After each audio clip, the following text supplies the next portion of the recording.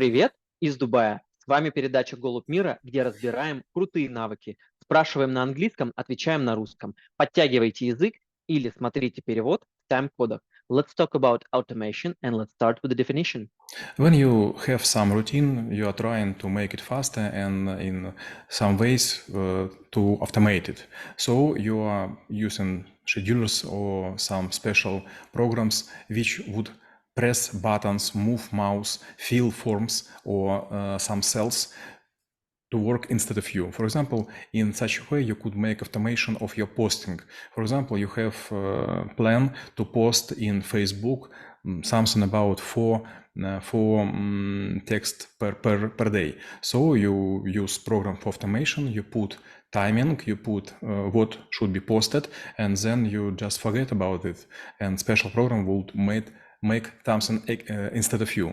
Or for example, you have some work to do with some features to, I don't know, fill some tables to make calculation in Excel. In this case, you could use macroses. This is high volume coded routines which will work instead of you. For example, they will summarize something, or maybe they will paint or put temperature on the cells, but you will just look at it. For example, I use several ways of automation. First of them, I have a list of our YouTube videos which was already recorded, and weekly I press the button and I will get amount of views, likes and comments under each video, and I know how many of them were viewed, how many dislike do we have, and do I need to answer on comments.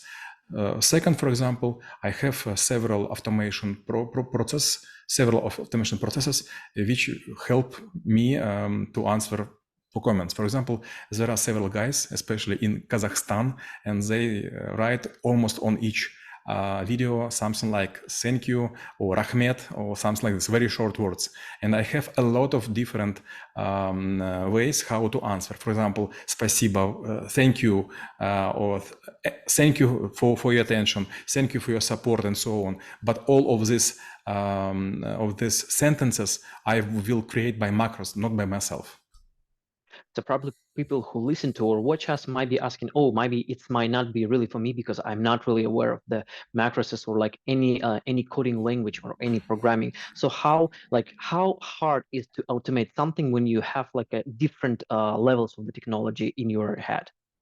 There are a lot of different programs which could be used instead of programming. Yes, I have, for example, several macroses for MS Word or MS Paint or MS Excel, how to make something inside of these programs. And to make them, there are two ways. First is to press button record macros, then to move your mouse and keyboards, and then you just finish to record, and then you can use it.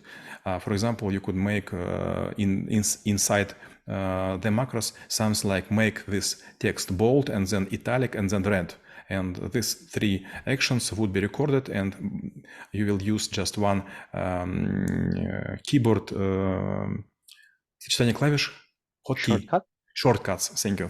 You will use just one shortcut and you will get all this effect applied to a text. Or for example, you could use something like Automate It or some other programs. This is special programs which will work instead of you. For example, several years ago, it was very, very common when people were trying to increase number of review of their articles, how they were doing. They were opening for example, Chrome, then they were run automation, and then they were moving mouse to special sign, refresh the page. Then they were make halting movement of the mouse on the screen to show computer that maybe this was a man, and then they were again going to refresh page button, and they could make, for example, for one day like 30,000 of views of article or something which they want to popularize. It also reminds me of a funny case when the COVID started. Actually, people who were working from home, they wanted to show that they're active. So there were a lot of cases how they come up with the idea like that your mouse is like running, or maybe there is even a specific service that would keep your online presence button green so that everyone thinks that you're working.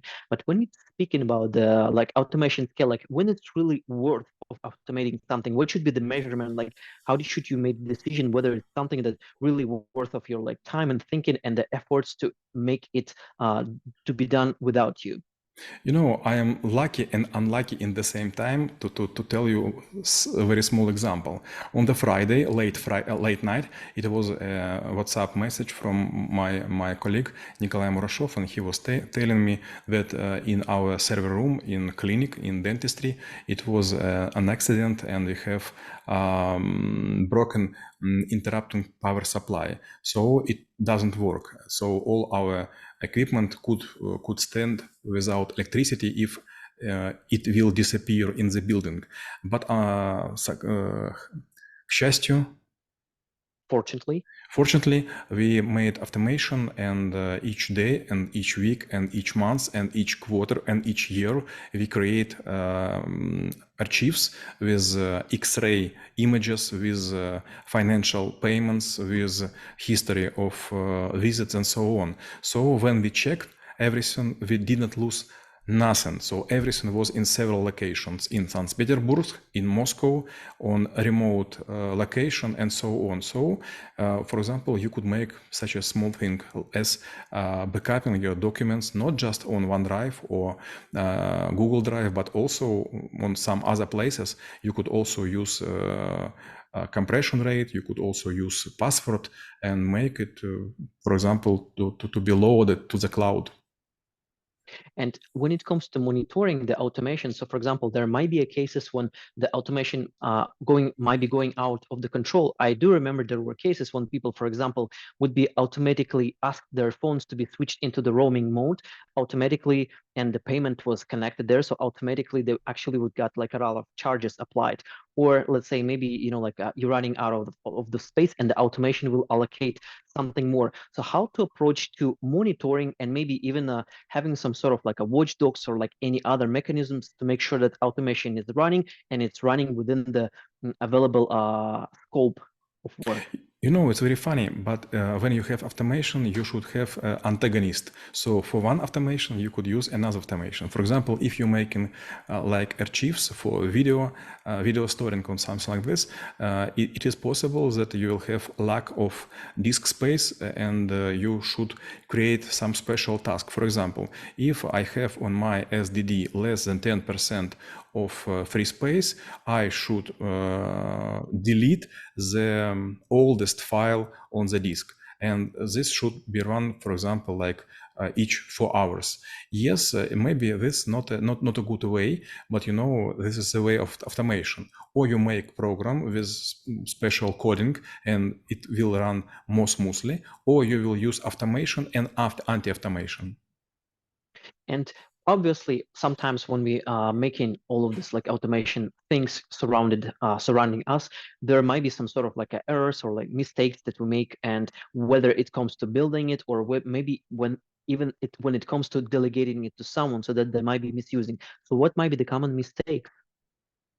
First mistake is do not create a backup. For example, when I work with my team on any database, our rule is each day we should create main backup. And if you will make some huge correction operation, you should also make prior backup. So, for example, in my personal life, I never delete any file. I have all files I have ever created since 1991. And if you will ask how many this take on the disk, I don't know exactly, but it's not more than 300 gigabytes. So it's quite a small amount. Yes, this is not including our videos. Our videos right now like 70 terabytes, and it couldn't be backupped, but it's laying on YouTube. But in this case also you could create automation and put, for example, for two different channels, same video. One is your official channel, and another you create from another point, from another mail, and never publish on the public. And let's actually slightly switch the gears and look into how you can automate things like outside of the digital worlds. Like, for example, you might be even automating or maybe autopiloting some of the things that surrounds you, whether it's like a food prep or, like meeting with the people or like responding to someone or like doing the maintenance. So what might be the solutions or mechanics there? You know, the easiest way to program the people, for example, each day when we try to start record our videos, you write me on Skype 10 minutes before and you never ask me why. And now I will tell you the reason. Usually I switch 2 or 3 notebooks. There are some reasons. And when I make my job, suddenly I see on one very small and light notebook that it is time to switch to another one. When I got your message, in 1 or 2 minutes, I will close one notebook, I will put on the chair, I will take another notebook from the chair, I will switch it on, I will try to обновить, to refresh, Update? to update all the programs in 10 minutes, and then I will be ready. The reason why, because maybe from last week we have a new version of Zoom, or maybe a new version of some other stuff which was not used by me because I don't use any of my laptops daily. So I ask you to write this sentence 10 minutes before, and you always make it the same way, and you are so polite that you never ask me why. This is the reason. This is automation in real world. That's a very interesting example. My last question will be how knowing about the automation could help to make the world a better place. There are several routines which could be done daily or weekly or monthly. For example, you calculate salaries for your employees, or maybe you should create some report for your boss. And if you will make everything manually, this doesn't worth your time. You know, when you get old, like 80 years old, and you will think what I have done in this life, suddenly you will realize that you have done, I don't know, like 20,000 reports. And if all of them were done manually, so you have spent a lot of time in paperwork. But if you will use like Python or some other stuff to automate something, you will create like 10, 12 or to 30% without your presence. And you know, this is a happy life. The reason why I use several notebooks, because sometimes it is not possible to work on them because they do, for example, backupping. And when my notebooks make backup, I could not use them, I don't know, maybe for 8 hours. And at this point, I could switch. You know, there is a boy who was working with me. His name Mikhail Pritula, and we were making some interviews. He suddenly described me his life hack. Maybe 5 or 7 years ago, he told me, I was listening to you and I was thinking how I could improve my life. And suddenly I realized I do not need cupboard for dirty glasses. I bought. It was his story. I bought 2 washing machine for cutlery. How to say it? The washing machine? Yes, Посудомойка. dishwashing machine. Dishwashing machine. Sorry, dishwashing machine. Yes, you're right. Dishwashing machine. And he told me in one I put dirty and another already clean. So I just put things like some mixture. Everything clean in this, everything dirty in this. But when this dirty is full, I just press button and it became clean. And I will put everything clean in another which would be dirty. And I was thinking, it's also a way to automate the life. Умно делегируйте работу людям и машинам, чтобы освободить время для великих дел. А мы рассмотрели навык автоматизация и чем он полезен именно вам. Всем мира!